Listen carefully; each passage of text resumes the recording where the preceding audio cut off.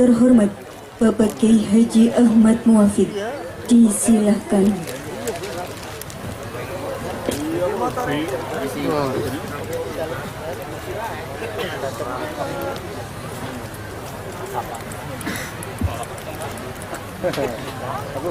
Assalamualaikum warahmatullahi wabarakatuh. Bismillahirrahmanirrahim. Bismillahirrahmanirrahim. Wassalatu wassalamu ala Rasulillah Sayyidina Muhammad ibn Abdillah wa ala alihi wa ashabihi wa azwajihi wa dhurriyyatihi wa ahli baitihi wa man tabi'ahum bi ihsan ila yaumil qiyamah.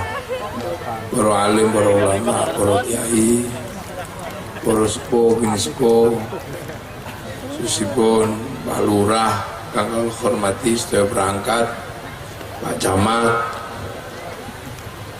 kang kula hormati, Pak Kapolsek, Pak Dan Ramil, sedaya jajaran Forkompim Cam kang kula hormati,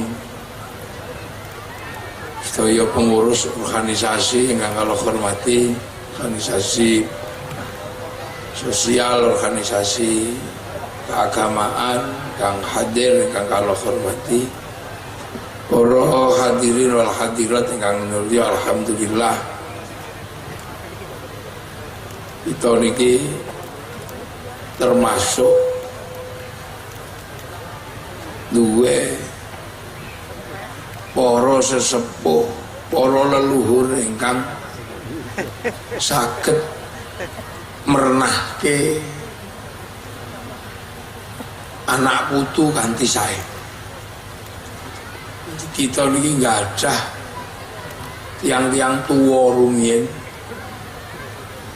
ingkang saged marisaken perkara-perkara ingkang sae dhateng anak putunipun. Termasuk marisaken ananipun Negara Kesatuan Republik Indonesia niki warisan. Jadi warisane para sepuh niku kathah. Saliyane warisan material nggih warisan moral. Sehingga kita niki sedaya tasih nikmati warisan. Kita iso omong karo tangga niku ya sebab diwarisi bahasa. Kita iso mangan tanpa uji coba niku ya sebab diwarisi aneka ragam makanan. Kita mboten kerepotan anggene gawe omah. Niku sebab dipun warisi desain rumah. Makanya sedaya niki dhewe niki karek menikmati warisan. Ajeng teng sawah nggih diwarisi pacul punan. Diwarisi tanduran. Pari nggih pun diwarisi, jagung diwarisi, sawah diwarisi. Sedaya diwarisi. Sing mboten diwarisi niku kadose namung game niku mboten diwarisi. Game niku barang anyar. Utawa slot niku barang anyar. Liyane niku warisan sedaya. Omong saomong nggih warisan, warisan bahasa. Mangan sak mangan nggih warisan. Jeneng dina, jeneng uwit niku warisan sedaya. Ingkang saged dipun raosaken nikmat kanggene anak putu. Karena ana menungso niku ora entuk warisan. Kaya Afrika ngoten niku mboten entuk warisan panganan. Soale panganane melayu. Lah wong Afrika niku sering kelaparan soale mbah buyute mboten marisi urip bercocok tanam kanthi sae. Namung diwarisi kewan supaya diburu. Akhirnya wong Afrika niku ajeng nandur telo. nunggu telas dipangan celeng. Pembuatan diwarisi sawah ingkang sae sing celenge wis lunga. Ajeng nandur pari tesih telas dipangan emprit niku Afrika. Nandur jagung pangan bedet telas jan. Karena mereka belum memberikan penataan terhadap daerah sumber makanan kagem anakku itu. Ya. Yang Arab tidak diwarisi bercocok tanam, tinggalane kurma pengen mangan beras. Nah, mila alhamdulillah kita ini termasuk duwe para leluhur sing komplit sedaya. Bahkan pemberian terhadap nama-nama benda paling komplit nih Mbah Buyute dhewe ninggali. Sedaya mboten enten sing mboten enten jenenge. Warisan Mbah Buyut Indonesia luar biasa. Terutama Mbah Buyute wong Jawa. Sak barang niku iso jenenge macam-macam. Pari sak pari niku jenenge iso beda-beda. Wong Inggris niku nameng rice, wong Arab rus.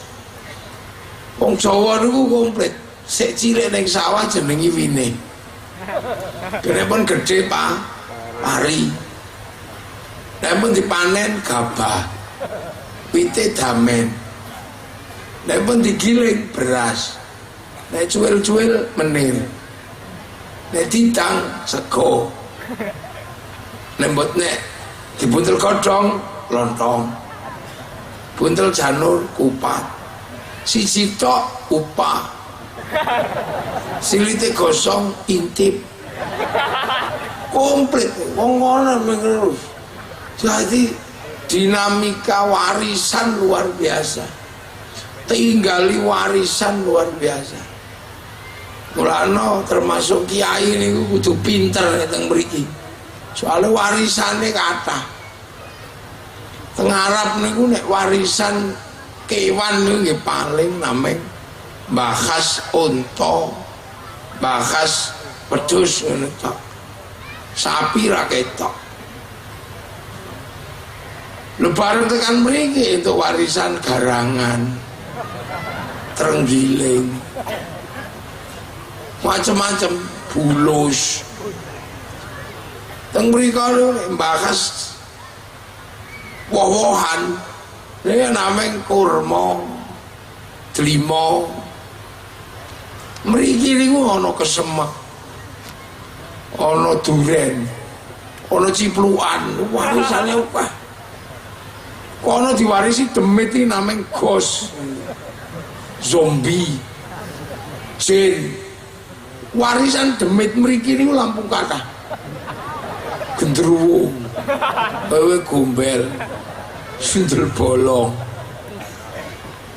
kuntilanak, suster ngesot, kolor ijo, tuyul, wadah itu jerangkong. Berarti yang kita terima dari tinggalan masa lalu kita ini baunya luar biasa. Dan ditinggali beraneka macam jenis menungso. Ngulon mereka rada ireng, irunge bangir Aceh. Mlebu sithik pun putih-putih, sipit-sipit nih. Model kok Cina Palembang. Tekan Lampung, Padang, ngoten niku wong. Terus warna Jakarta. Terus Jawa. Jawa Barat kunaon. Jawa Tengah mriki kepriwe. Wonosobo ngono keprege. Jogja kepiye. Surabaya ya apa? Ya apa ngono. Duka Madura remak jong. Walere warisin Dayak, suku yang pusut. Wetan ngono, ireng-ireng kaya Afrika. Komplit kita nih. Berarti kita ini diwarisi komplit. Jadi mulai gelut masa depan warisan kita itu paling kata. Kalau masa depan itu kekuatan negara bangsa itu karena penguasaan energi, dan energi masa depan itu kan tiga. Setunggal namanya pun energi matahari. Kene siap, wong matahari kita itu 3 waktu. Indonesia Timur, Indonesia Tengah, Indonesia Barat. Srengenge ini paling dawa. Kalau energi angin, kita punya pantai terpanjang dunia. Kalau energinya itu panas bumi, kita negeri cincin api. Komplit. Warisan yang kita terima nih komplit. Dereng kondisi alam. Sing nyaman nih mboten umum. Indonesia nih. Nyaman. Wong Arab nih golek banyu ngono angele Masya Allah. Sumur siji iso perang antar suku soalnya banyune angel. Mriki angger gedhok ngarepe omah. Kadang gawe WC metu banyune. Saking gampangnya mriki. Tiang Arab lu pengen berlindung di bawah pohon. Ini gue angele mboten umum karena tidak banyak pohon. Kene iso ruwet sanane ono. Makanya wong Arab lu digawe ganteng karo Allah. Soalnya banyune angel. Jadi misalnya mboten adus dia tetap ganteng. Lah nek ora ono banyu digawe pesek kaya awak dhewe elek ya Mas. Ratus rong dino rupane wis ganti. Lho. Warisi enak ya ngene. Wong Eropa niku. Lho ketoke mawon gede-gede. Tapi mereka ini bukan bangsa pemenang asalnya ngoten. Wong manggon ning nggon sing ora enak. Masih gede-gede kono wong Eropa niku yang blenger uripe. Karena dalam 1 tahun 4 bulan kehilangan matahari. Srengenge entek tawulan nih. Kenapa? Musim dingin. Hawane min 20. Moskow niku iso Moskow Rusia minus 40. Kulkas niku 0 derajat ya ademe kok ngoten. Yo male minus 40. 40 tikel ademe kulkas. Oh ya apa sampean bayangno. Di saat kedinginan seperti itu, wong Eropa niku godhong mboten duwe. Karena seluruh daun rontok di musim gugur menjelang musim dingin. Rontok sedaya godhong. Makanya wong Eropa niku mboten patek nyapu. Tidak ada penyapu jalan. Karena godhonge wong Eropa niku tukule bareng, rontoke bareng. Beda kali godhong mriki bendina rontok wong ora tahu rontok bareng, tidak mengenal musim gugur. Arep nyayur nek musim dingin wong Eropa yo ora duwe. Seluruh daun rontok sing mboten rontok nameng godhong cemara.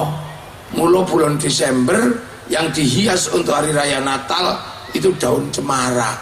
Mboten kok saking hebate godhong cemara, nggih godhong niku tok mawon sing mboten rontok. Mula rasa nesu. Iku ana wit Kristen aja ditandur ngarep masjid. Buat cemara itu pohon Kristen, pohon Natal. Dari sopo semenjak kapan pohon punya agama itu? Mungkin kudu dipahami. Tiang Eropa pun kehilangan matahari ngoten niku nggih. Sing wedok-wedok paling sengsara. Kulite niku berubah bintik-bintik kaya kulite tekek niku. Mila tiang Eropa niku lek musim dingin menabung berlari ke daerah panas, berlibur di Bali, berjemur, simpakan kali kotangan tok. Apakah itu pornografi? Mboten, niku dede. Makanya pemerintah Indonesia harus paham, jangan memaksa turis masuk ke Indonesia pakai jilbab. Oh pindah negara mereka. Loh ini zaman lalu kenapa Bali kok dikongkon kerudungan? Pemerintah ini golek srengenge.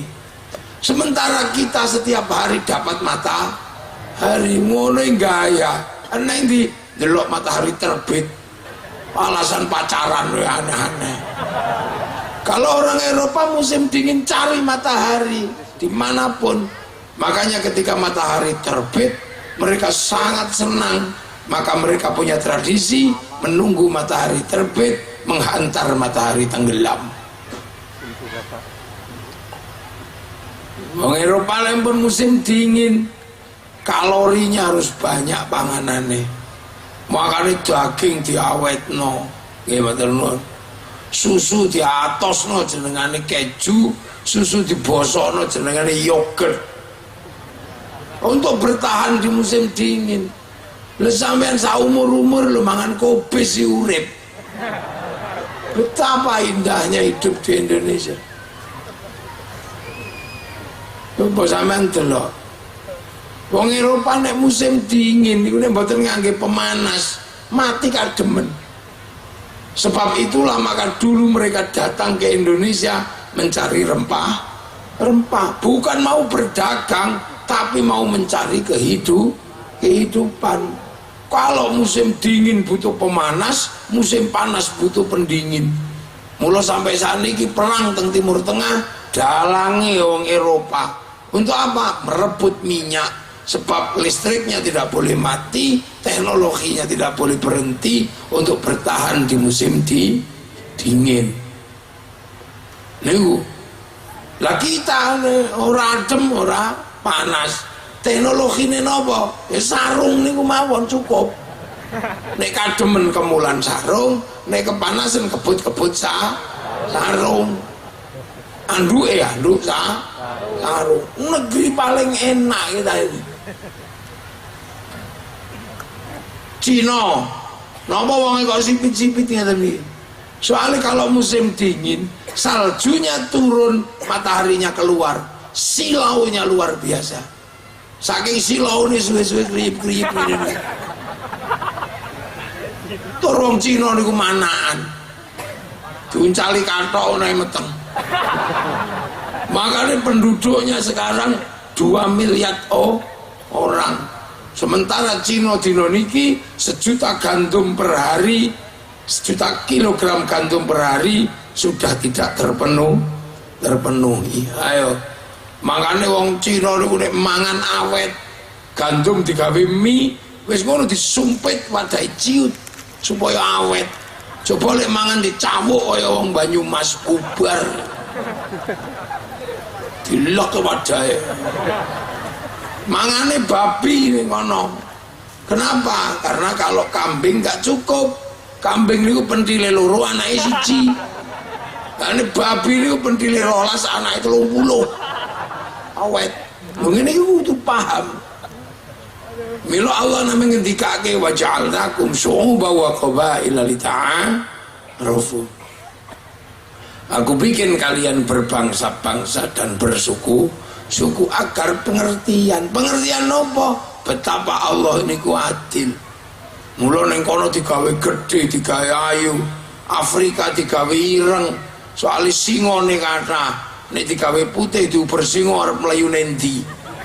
Nek ireng ngono sekali mengkurep kan ra ketok. Nah, jadi pemahaman bangsa. Lah Indonesia digawe pesek-pesek kayak gini, tidak ada masalah kecil-kecil.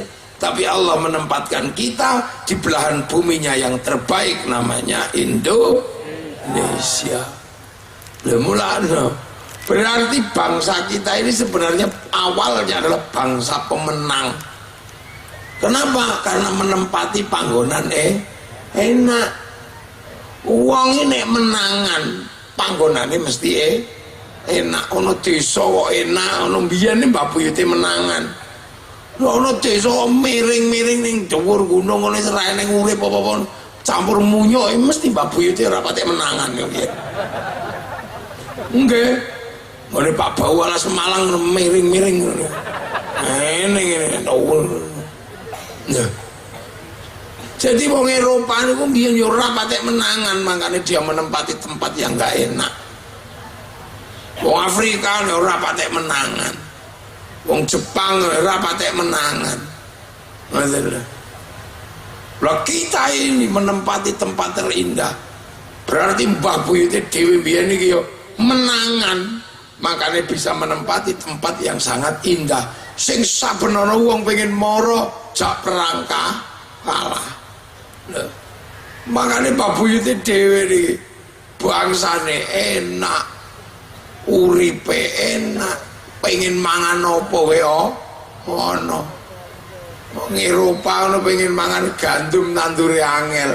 Kene rasa nandur ning alas golek uwi eneng. Golek besusul eneng. Nggih ta? Matus gadung eneng komplit. Makane wong kene kadang ra ijazah urip. Angger lunga ning kali nggawa setrum urip. Ya itu betapa enaknya jadi orang Indonesia. Makanya kita ini diwarisi kawasan yang luar biasa indah. Kabeh wong pengen rene. Zaman biyen wong Eropa pengen mriki.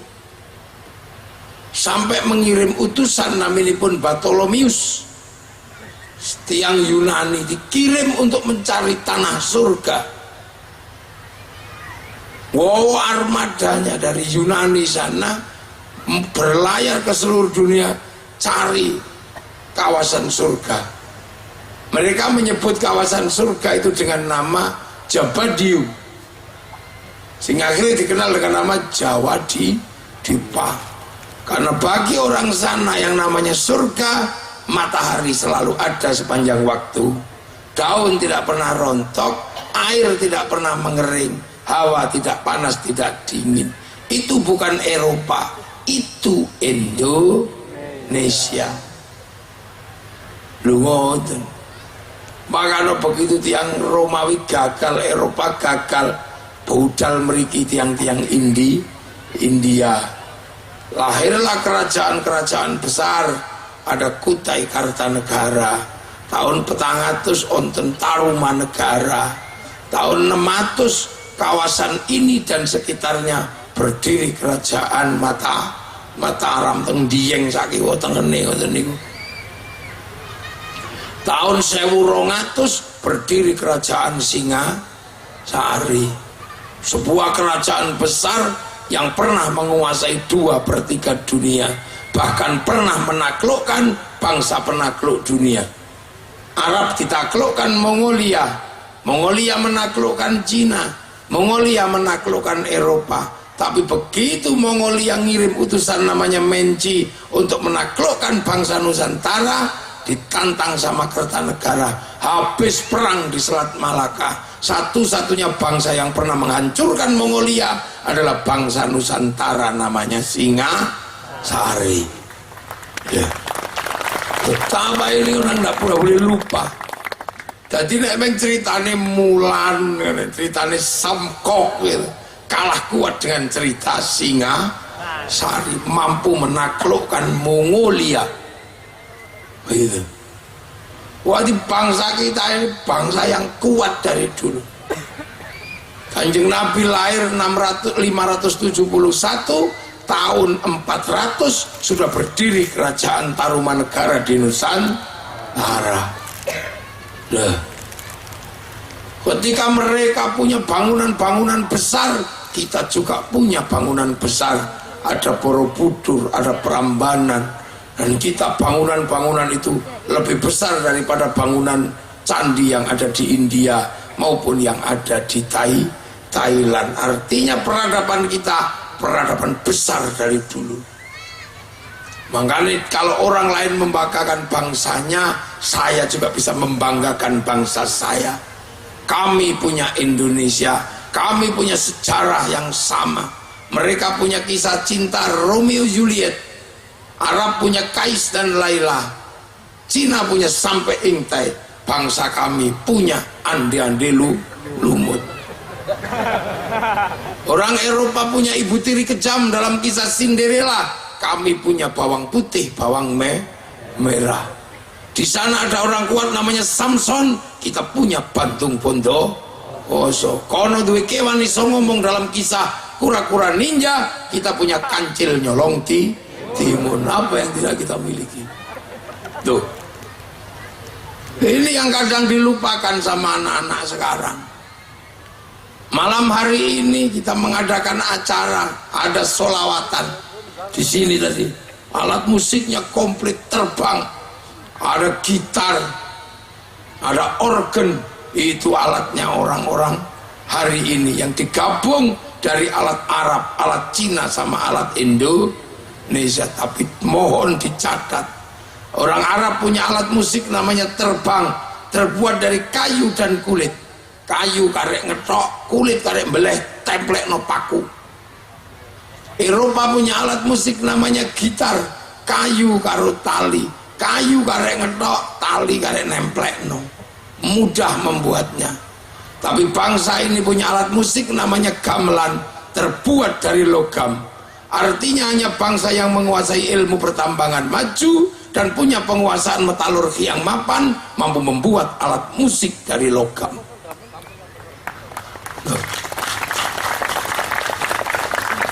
Moga.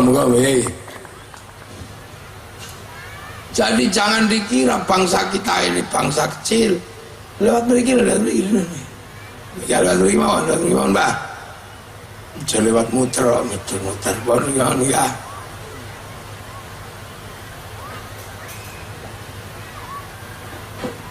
Moga.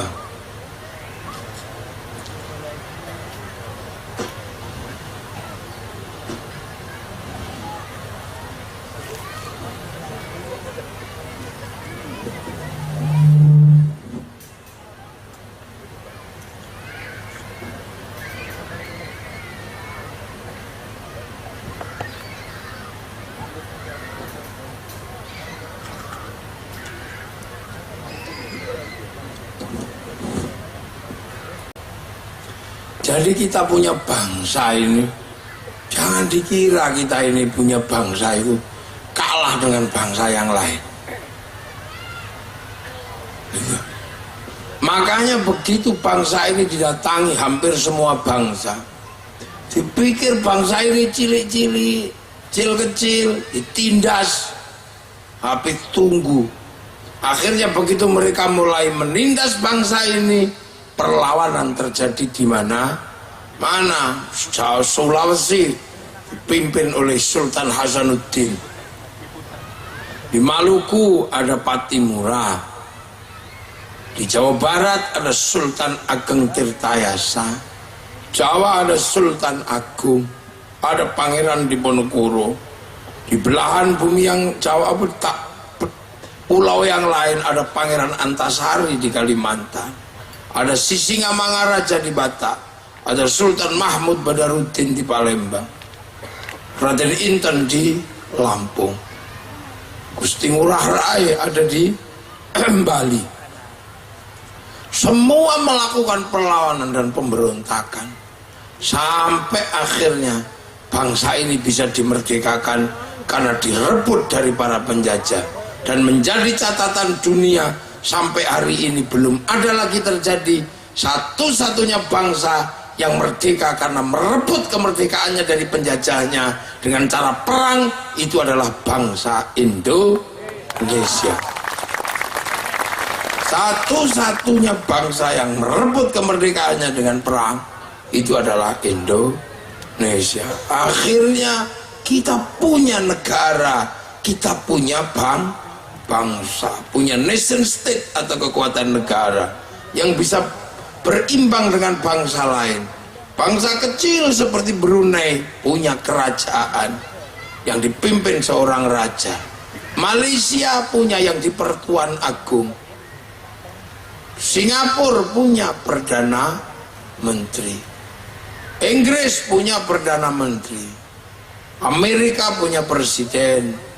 Cina punya presiden, Arab punya raja, semua punya.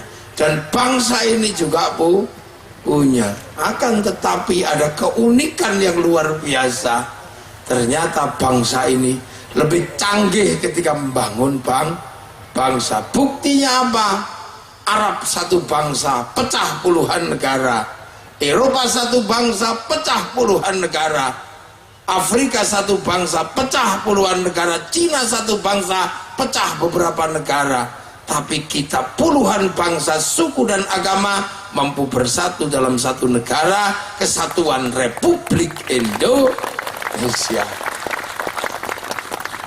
Ini tidak dimiliki oleh bangsa yang lain. Makanya anak-anakku sekalian, hari ini kita selalu dihadapkan dengan berita-berita betapa orang-orang jago mengolok-olok bangsanya.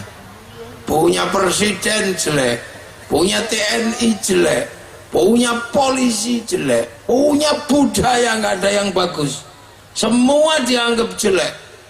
Punya budaya di kampung tumpengan jelek, musyrik.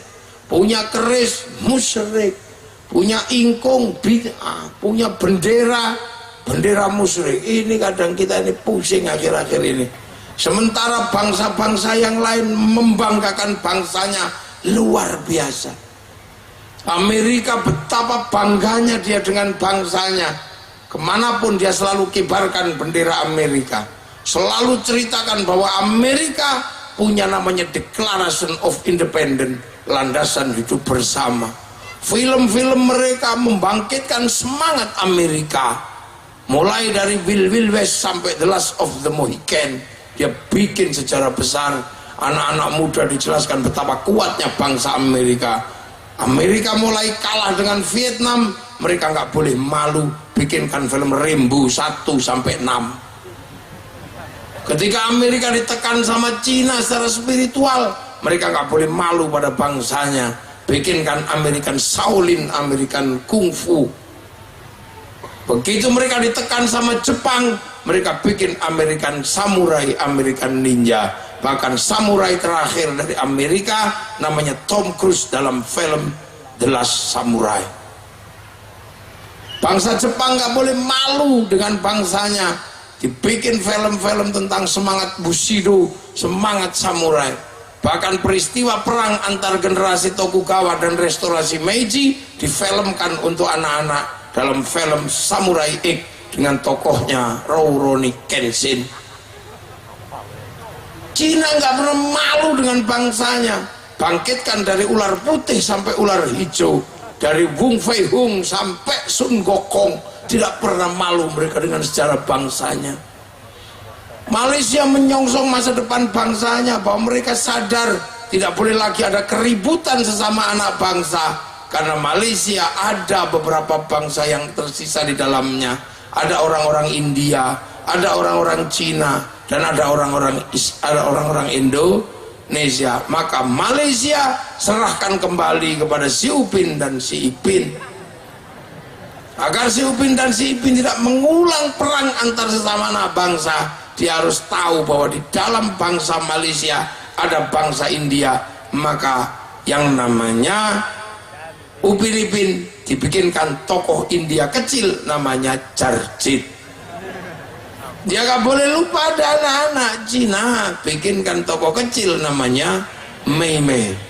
Dia gak boleh lupa ada anak-anak Indonesia, bikinkan Susanti. Mereka diajarkan bagaimana memahami bangsanya. Kita tidak pernah lagi diajarkan itu. Maka tugas kita kembali menceritakan bahwa bangsa ini adalah bangsa yang kuat, bangsa yang besar. Buktinya apa? Sampai hari ini bisa bertahan, berbeda-beda tapi tetap satu jua, Bhinneka Tunggal Ika. Kita bisa bertahan sampai hari ini. Kita ditinggali merah putih sampai hari ini masih kita kibarkan sebagai bendera bangsa. Mana benderanya? Di atas. Duh kok neng das kuda. Di atas sana.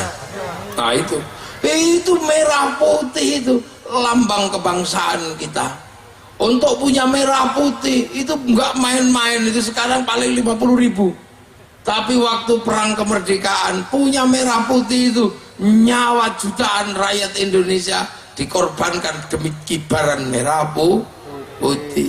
Di Jogja tembak Belanda mengibarkan merah putih, maka merah putih ditaruh di dalam rumah. Saat rumah dibangun kasih bendera. Kalau Belanda curiga, tiangnya dikasih tebu. Masih curiga, tiangnya dikasih kelapa. Masih curiga, tiangnya dikasih padi. masih curiga tiangnya dikasih kelapa, tebu, masih curiga besok bawa tumpeng sama ingkung. Belanda bilang oh cuman mau makan aja ribet, tapi Belanda tidak pernah tahu bahwa begitu makanan habis, padi mengering, tebu mengering, pisang rontok, kelapa mengering dan rontok, yang tersisa tinggal merah putih di dada kami anak-anak Indonesia. Itu cara kita membangun. Surabaya pengen punya merah putih, perang 10 November habis-habisan, minta nyawa. Bahkan santri mengeluarkan resolusi jihad perang melawan Belanda karena berawal dari sobeknya bendera Belanda. Sekarang merah putih tidak lagi minta nyawa, hanya minta angkat tangan seperti ini. Betapa hebatnya nenek moyang kita mewariskan bendera, tidak lagi minta darah, cuman minta hormat bendera. Gitu aja alasannya banyak. Ada yang musyrik, ada yang bid'ah. Ini pasti waktu zaman perang nenek moyangnya Bandar Dadu ini.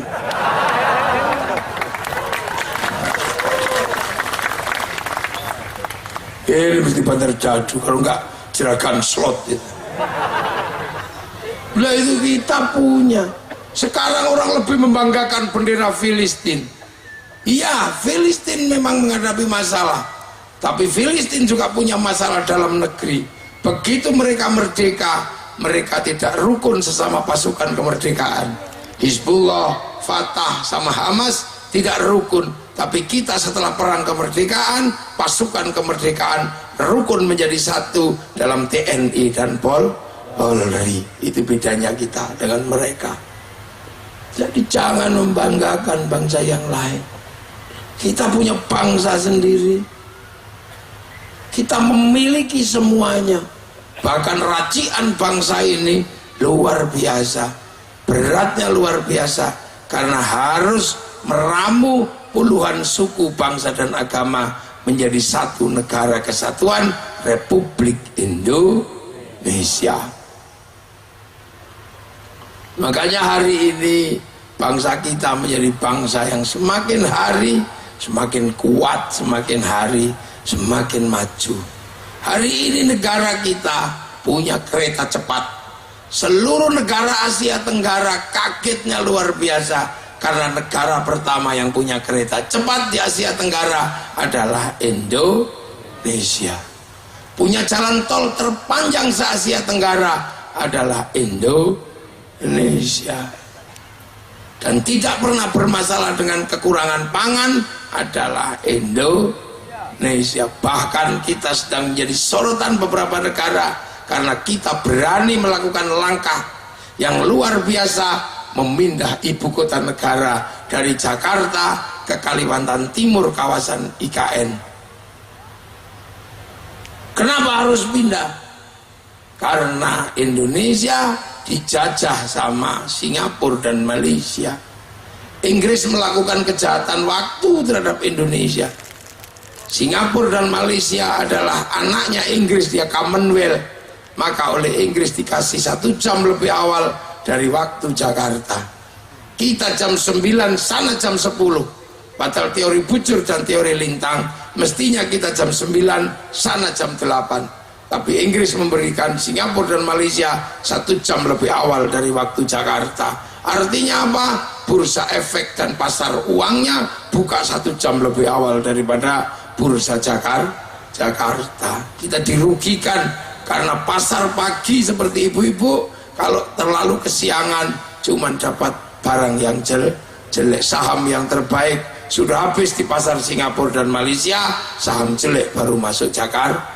Nah, begitu pindah ke IKN akan ada setengah jam paling tidak lebih awal dari Singapura dan Malaysia. Ini kita punya senjata luar biasa yang kita tidak paham.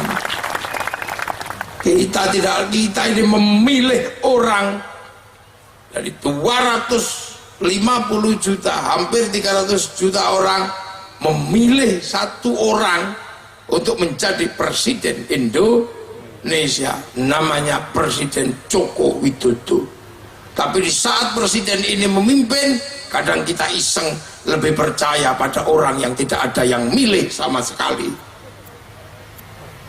Orang yang dipilih oleh ratusan juta orang, kita tidak percaya, lebih percaya pada Rocky Gerung, lebih percaya pada Habib Rizik. Ini orang-orang yang milihnya berapa orang persen, itu kan. Kita lebih percaya kadang dengan hoak yang dikembangkan oleh politisi kalah. Kita lebih percaya pada Amin Rais yang gak pernah bisa jadi presiden. Coba yang mau apa itu, mau people power, nggak taunya begitu ngumpul nggak sampai 500 orang, itu namanya upil power. Ayo coba, kita ini kadang mengsle kepala kita, memilih satu pemimpin dibiayai oleh negara untuk memilih orang terbaik. Begitu orang itu terpilih, kita lebih mempercayai orang yang tidak ada yang milih. Para pemenang kita tidak percaya, tapi percaya pada orang-orang kalah. Ini kadang kepala kita kebalik-balik di situ. Konyol kita itu. Ayo coba, kita lebih percaya pada Nur Sugi yang mempertanyakan ijazah presiden. Percaya pada Bambang Tri yang bertanya tentang ijazah presiden. Kita tidak percaya dengan KPU yang isinya para profesor, para doktor yang memverifikasi ijazah presiden. Ini jenenge wong mengsle itu. Coba kita bertanya dengan diri kita sendiri. Kita lebih percaya kepada orang-orang yang kerjaannya nggak ada pekerjaan selain mengkritik negara, yang hidupnya tidak pernah dipilih siapapun. Untuk memilih bupati kita butuh anggaran besar. Begitu dia terpilih, kita lebih percaya pada para penghasut yang hidupnya tidak pernah dipilih oleh siapapun. Kita milih seorang gubernur, biayanya besar. Begitu seorang gubernur mengambil kebijakan, kita ternyata lebih percaya pada para penghasut yang hidupnya tidak pernah dipilih oleh siapapun. Inilah akal mengsle itu. Nah, ini yang kemudian membuat kita ini bermasalah. Kita punya pemimpin-pemimpin besar agama. Kita punya Kiai Haji Hashim Asy'ari, pendiri Nahdlatul Ulama. Kita punya Kiai Ahmad Dahlan, pendiri Muhammadiyah. Pernah enggak Kiai Hashim dan Kiai Dahlan mengajarkan kita untuk mengibarkan bendera la ilaha illallah? Yang diajarkan Kiai Hashim dan Kiai Dahlan adalah kibarkan merah putih. Tapi ada orang-orang yang tidak jelas bahwa bendera la ilaha illallah, terus dikatakan ini bendera Rasulullah, kita tiba-tiba berbondong-bondong tertarik kepadanya, padahal itu bendera Hizbut Tahrir yang ketika berkibar di Yordan jadi masalah, ketika berkibar di Afghanistan jadi masalah, ketika berkibar di Suriah jadi masalah. Tapi begitu berkibar di Indonesia, kita ikut-ikutan mengibarkan ini loh bendera Rasul. Kata siapa itu bendera Rasulullah? Kalau itu bendera Rasulullah, pasti Muhammadiyah benderanya itu, pasti NU benderanya itu. Kenapa tidak? Karena kelompok ini mau menipu seluruh kaum muslimin. Tiba-tiba ini bendera Rasul, la ilaha illallah. Kamu anti ini, anti la ilaha illallah. Kalau aku anti la ilaha illallah, kamu jangan lupa setiap hari aku tahlilan pakai la ilaha illallah. Aku anti bendera PKI Palu Arit, tapi kalau aku ke sawah pakai arit, pergi nukang pakai palu. Kita kadang lebih percaya orang-orang yang tidak hidupnya tidak pernah ada orang yang memilih kecuali milih dirinya sendiri. Ayo, akhir-akhir ini kita suka, kita lebih percaya pada persaudaraan Ikhwanul Muslimin kayak Mesir. Padahal di Mesir kelompok ini sudah menghancurkan bangsa Mesir sehingga pemimpinnya digantung sendiri sama orang Mesir. Tiba-tiba kita di sini ikut membanggakan masa depan dunia adalah Ikhwanul Muslimin. Produk gagal Mesir dibawa ke sini, produk gagal Palestina bawa ke sini.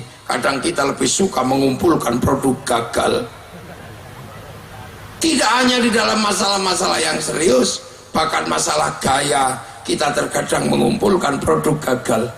Orang Amerika sudah muak dengan rambut celipir ke atas kayak ayam itu.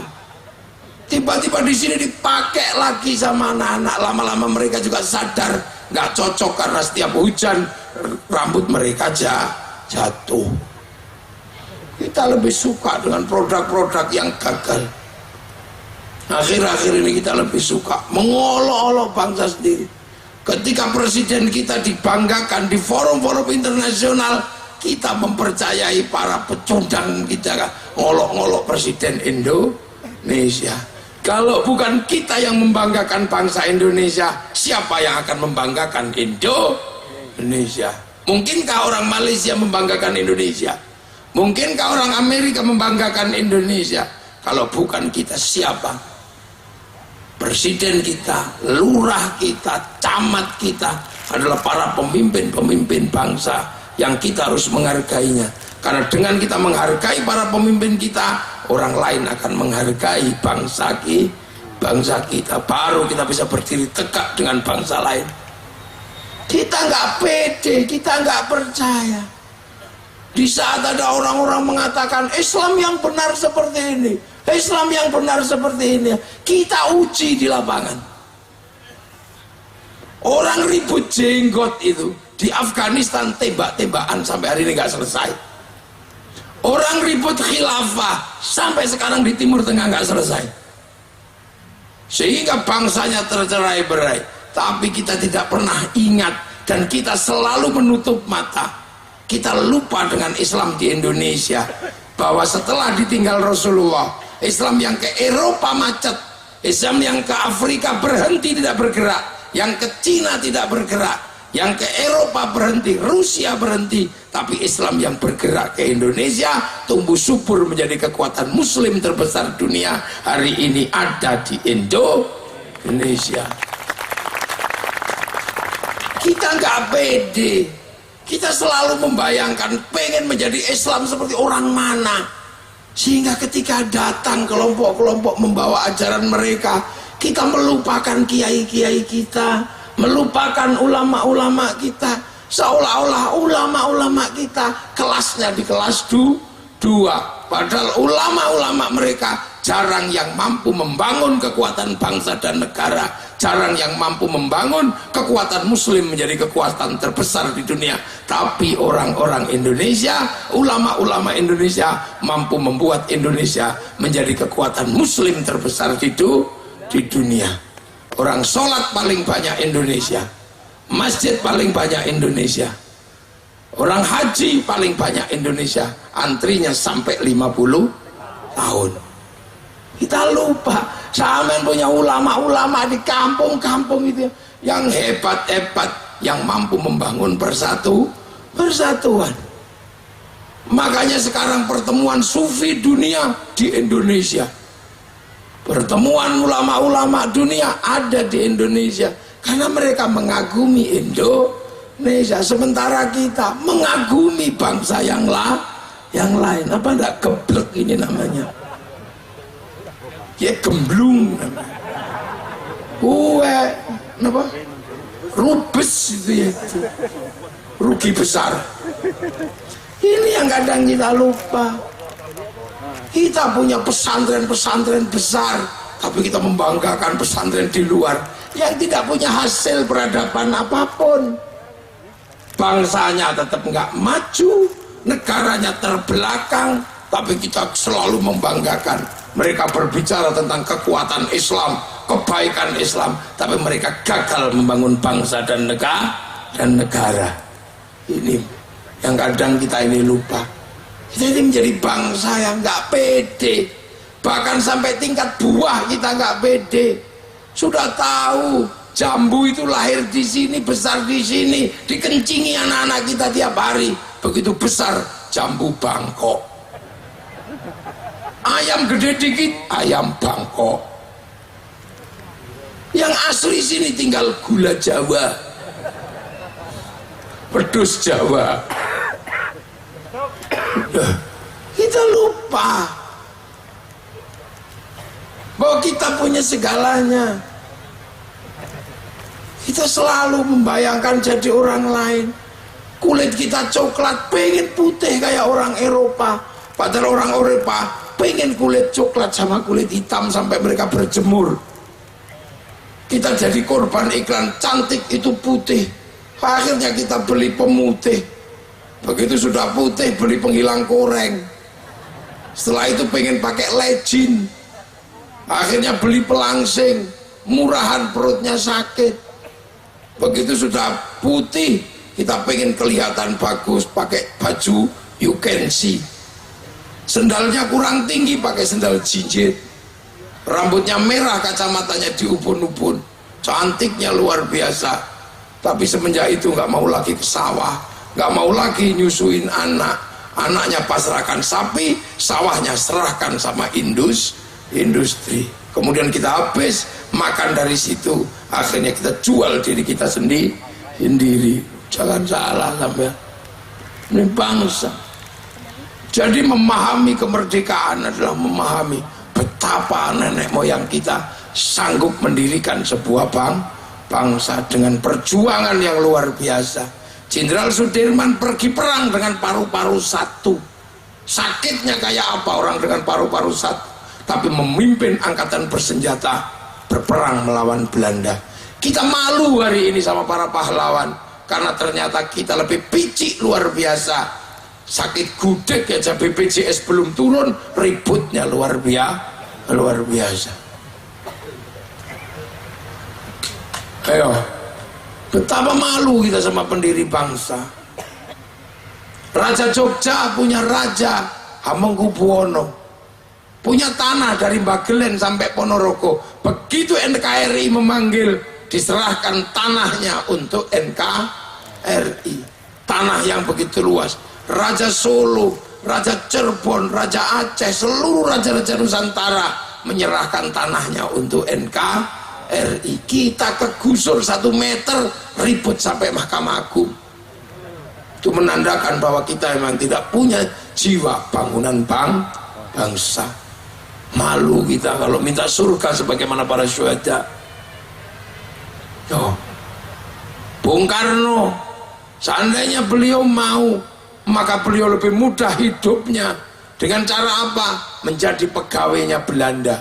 Karena Bung Karno orang pinter di zaman itu. Tapi Bung Karno memilih dari penjara ke penjara. Demi apa? Demi tegaknya NKRI. Nah, ini orang-orang dulu. Kita sekarang ya Allah luar biasa. Nah ini kalau nggak diingatkan kembali bahwa kita punya bangsa, kita punya kekuatan, maka kita akan menjadi orang-orang yang lebih suka mengolok-olok bangsa sendiri, membanggakan bangsa orang lain. Itu tipologi penjahat. Istri di rumah dihinakan tapi memuji istri tetangga. Ayo, sawah di ladang sendiri dihinakan, membanggakan sawah orang lain. Duren di halaman kita terlihat jelek, kalah dengan duren tetangga. Ini mental penjahat yang asli ada di depan mata kita. Awal kejahatan yaitu akhirnya nyuri duren tetangga, akhirnya nyuri istri tetangga. Karena apa? Yang ada di depan mata lebih jelek daripada yang ada di punyaan orang lain. Awal kejahatan, sehingga kemudian bangsanya akan dijual kepada bangsa yang lain. Itulah aslinya anak-anak pengkhianat bangsa Indonesia. Menuduh yang lain penjahat, padahal dialah sesungguhnya penjahat itu. Semua dituduh. Pak Harto dituduh PKI, Bung Karno dituduh PKI, Gus Dur dituduh liberal, Megawati dituduh menjual aset negara, SBY dituduh menjual negara, sampai hari ini Pak Jokowi dituduh menjual negara. Dari dulu semua dituduh dengan tuduhan yang sama. Apakah kamu waras masih mempercayai orang-orang itu? Sampai akhirnya Pilpres ini perang badar. Pilpres itu terusannya Pilkades. Di desa, di kabupaten pilgub, pilbub, di provinsi pilgub, tingkat negara pilpres. Itu pesta demokrasi, bukan perang Badar. Itu pesta demokrasi, seneng-seneng. Makanya Pak Polisi, TNI sulit mencari money politik, karena di Indonesia tidak ada money politik. Yang ada adalah uang bensin.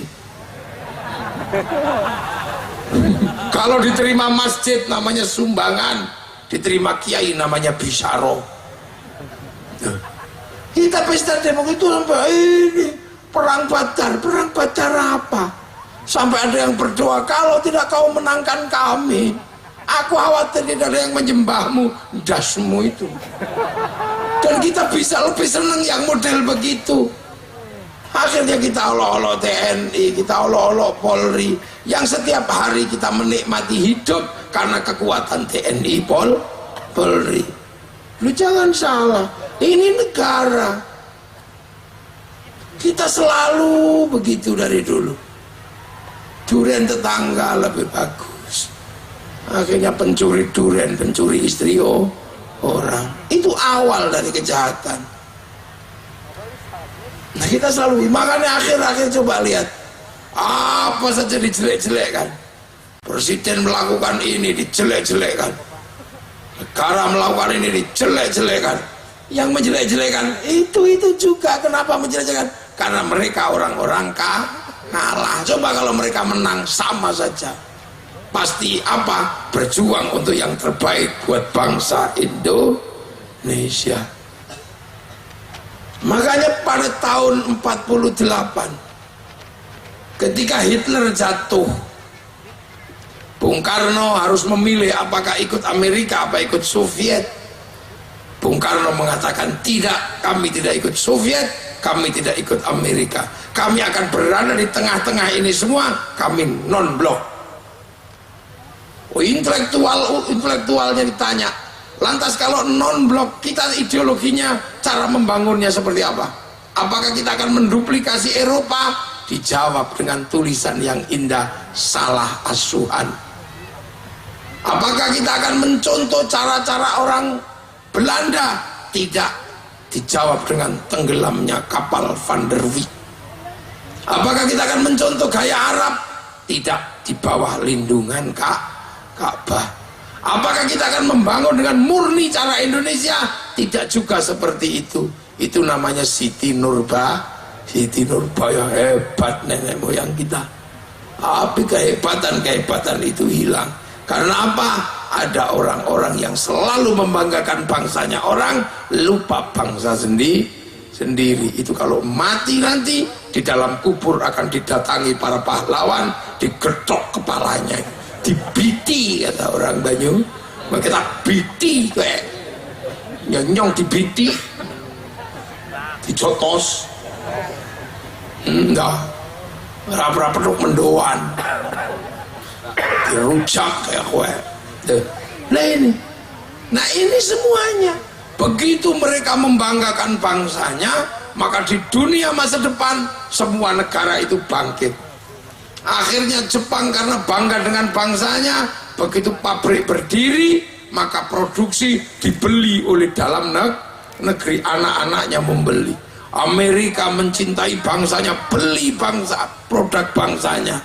Tapi karena kita tidak bangga dengan produk dalam negeri, kita bikin mobil diolok-olok luar biasa. Ini mencontoh Korea. Ini loh, kita itu belajar. Kalau nggak mencontoh, mau bikin sendiri, hanya Tuhan yang bisa bikin tanpa mencontoh. Memang kamu nggak nyontoh, cukur rambutmu itu aja loh, nyontoh londo. Karena kalau asli Indonesia ora cukur kayak aku ini. Tuh, mana ada? Hidup itu selalu seperti itu, berbagi. Saya kiai, yang saya ajarkan agama, terutama mengajarkan sholat. Tapi begitu saya ngajarkan sholat, saya nggak boleh marah sama orang Cina. Karena apa? Karena sholat itu nutup aurat. Aurat ditutup pakai kain dari pabrik kain. Yang bikin pabrik kain itu Cina, kalau kita marah sama Cina, Cinanya hilang, udah kita. Godong gedang. Kita ngajarkan wudhu pakai air. Air itu sekarang diurus sama sanyo, sama pipa. Wudhunya diurus kiai, pipa sanyonya diurus mas pion. Kiai nggak boleh marah. Pergi haji, begitu berangkat diurus Yahudi sama Nasrani, karena Yahudi Nasrani bisa bikin pesawat. Kalau Yahudi mati semua, ngelangi kita. Ini kehidupan, makanya ulama-ulama ini indah hidupnya. Bahkan Rasulullah hanya mengajarkan kalian kalau hidup bersama dalam perbedaan, hidupnya saling bertanggung jawab. Makanya para ulama mensepakati bahwa orang kalau berbeda suku, bangsa, agama, hiduplah yang rukun saling bertanggung jawab. Kullukum ra'in wa kullukum mas'ulun an ra'iyati. Maka orang Indonesia biar bisa rukun, pakai konsep ra'iyahnya Rasulullah yang diserap ke bahasa kita menjadi rakyat. Rakyat adalah bahasa Rasulullah dari akar bahasa ra'iyah, hidup berbeda suku, bangsa, agama, tapi hidup saling bertanggung jawab. Satu-satunya bangsa muslim dunia yang sanggup mengambil kalimat ra'iyah untuk warga bangsanya hanya muslim Indonesia. Nah, makanya ra'iyah kalau ngumpul namanya musyarakah. Lahirlah konsep masyarakat. Berbeda faham wasyawirum fil amri, lahirlah konsep musyawarah. Karena dulu yang menata itu para wali, maka daerah Indonesia disebut wilayah. Wilayah itulah yang namanya NKRI, Negara Kesatuan Republik Indonesia. Pemimpin tertingginya Majelis Permusyawaratan Rakyat, Dewan Perwakilan Rakyat. Negeri paling sunnah adalah Indonesia. Dan itu tertulis dalam landasan negara kerakyatan yang dipimpin oleh hikmah, kebijaksanaan dalam permusyawaratan perwakilan. Kamu mau syukur mana lagi? Nikmat mana lagi yang akan kau ingkari? Indonesia memilih konsep negara persis seperti sunnah Rasulullah. Lu kok tiba-tiba semua buat jelek-jelek kan? Negeri tauhid. Ini pasti orang ini tidak pernah belajar agama, hidup bersama. Itu. Makanya kita menjadi negara, menjadi bangsa nyaman, hidup bersama seperti ini. Itu kenapa? Karena kita punya landasan hidup bersama dari Bhinneka Tunggal Ika sampai kullukum ra'in wa kullukum mas'ulun an ra'iyati. Dan itu kita nikmati hari ini. Kita punya negara kesatuan Republik Indonesia yang merdeka di 17 Agustus 1945. Hari ini yang terpenting adalah kalau bukan kita yang membanggakan bangsa kita, siapa lagi yang akan membanggakan Indonesia? Ayo, tepuk sing banter kau sesungkan-sungkan.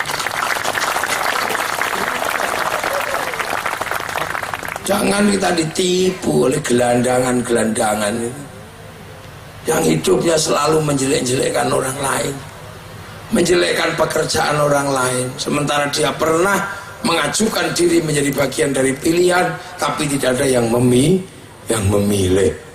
Tiba-tiba kita anggap dia orang hebat karena bisa mengatakan yang berbeda dari kenyataan kebenaran negara. Jangan diulang. Kita mempersiapkan diri memasuki masa depan dunia baru, dunia yang sama sekali baru, dunia yang serba transnasional, dunia yang terbuka. Kita yang 20 tahun yang lalu betapa kita masih terkurung di dalam beberapa sekat keadaan sosial, hari ini bisa terbuka seperti ini. Kita tidak boleh lagi mundur memikir masa depan Indonesia. Dulu kita mau lihat Afrika, kita masih nunggu flora dan fauna. Sudah ditunggu seharian yang keluarnya Pak Harmoko. Sekarang orang kalau mau tahu dunia, tinggal buka handphone, karek ngetik kucing Afrika, keluar. Bokong India, keluar. Terbuka semuanya. Di saat dunia baru sedang bergerak, maka beberapa hal-hal yang tadinya sangat penting dalam kehidupan kita mulai tidak kita temukan. Karena apa? Percepatan luar biasa. Tiba-tiba koran pagi tidak ada lagi. Tiba-tiba televisi hilang dari hadapan kita. Tiba-tiba Pak Pos hilang dari hadapan kita. Tiba-tiba wartel hilang dari hadapan kita. Tiba-tiba angkot hilang dari hadapan kita. Sebentar lagi mal-mal akan hilang dari hadapan kita karena diajar sama bisnis online. Cepatnya luar biasa. Dulu masih ada budaya nulis surat, masih ada filateli, masih ada Pak Pos. Hari ini hilang semua. Dulu kita pandai berkata-kata ketika rindu pada kekasih yang sedang merantau. Cari kertas warnanya pink, baunya mawar, jangan bau melati, itu bau genderuwo. Menulis dengan tinta biru, cinta mengharu biru, untukmu kekasihku. Entah kenapa semenjak kepergianmu, malam hari ini hatiku seperti perih merindukanmu. Bayang-bayang wajahmu masih ada seperti di pelupuk mataku. Melihat tiang pun seperti melihat wajahmu. Perih kekasihku, seperti kata penyair, kau tusuk di sana, berdarah di sini. Tapi aku harus ikhlas melepasmu merantau pergi menjauh dariku kekasihku, demi masa depan kau, aku dan anak-anak kita nanti. Tapi aku tahu malam hari ini kau pun merindukanku, karena bulan menceritakan bahwa kau dan aku sedang duduk di bawah sinarnya yang sama. Dariku yang mencintaimu, 4 kali 4 16. Sempat tidak sempat harap dibalas.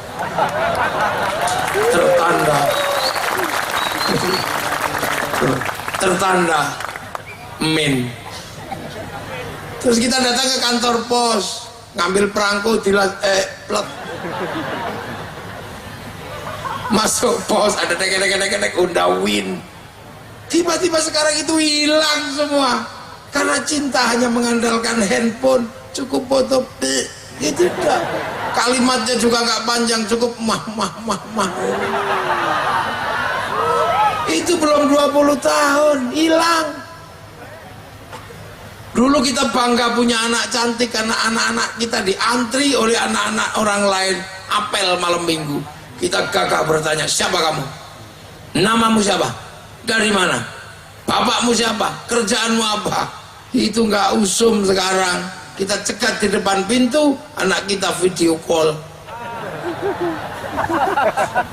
Ayang, bapakmu di mana? Di depan pintu, udah biarin aja. Biarlah dia kayak patung. Hilang semua. Dulu tempat kursus semua ada. Kursus apapun ada. Sekarang nggak ada tempat kursus. Karena ada laduni model baru yang bisa ditanya apapun, namanya Google. Semua ditanya, dijawab di situ. Dari urusan Tuhan sampai urusan setan bisa dijawab di situ. Seorang laki-laki dari sawah bawa garangan, pasakan sama istrinya, tolong masak garangan. Gak perlu sana sini tanya pada tetangga, cukup browsing cara masak garangan, pasti keluar. Seorang ibu dibilang sama Pak Camat bilang sama istrinya, nanti pernikahan anak bupati, dandanlah yang cantik, biar kita kelasnya sama kayak kelas bupati. Ibu camat gak perlu susah-susah nanya sana sini, cukup nanya Google, make up artis, beres. Muah. Ini dunia baru, semua hilang. Bahkan ilmunya kiai juga kalah sekarang. Dulu orang jatuh cinta mesti minta doa sama kiai agar lebih lengket cintanya. Sekarang tidak perlu datang kiai karena cinta tumbuh bersama Avanza.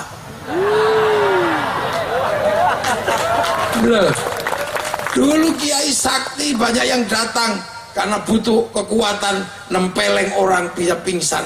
Sekarang semakin banyak nempeleng semakin miskin karena sekali tempeleng 60 juta. Dunia berubah, masa depan dunia kemana-mana sedang berganti. Dulu zaman saya sekolah ada konser musik terbesar dunia namanya konser Metallica di Moskow. Penontonnya 6 juta orang. diceritakan ini tidak akan mungkin dikalahkan.